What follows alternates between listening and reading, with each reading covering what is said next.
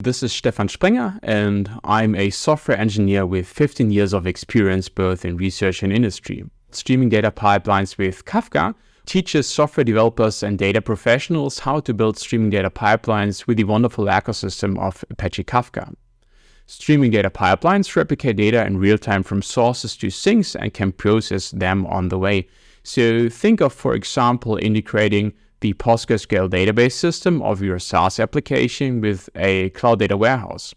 You no longer have to perform this task with an error-prone batch process, but can replicate or stream data in real time from PostgreSQL to your data warehouse, such that downstream consumers can work with current data at any time and make the best decisions for your business. The book walks you through the landscape of Apache Kafka. It presents how to integrate Kafka with external data systems like APIs or database systems.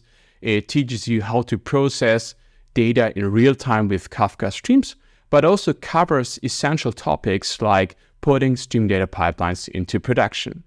So, if you're a software developer or data professional looking to modernize the processing of your data, this book is for you.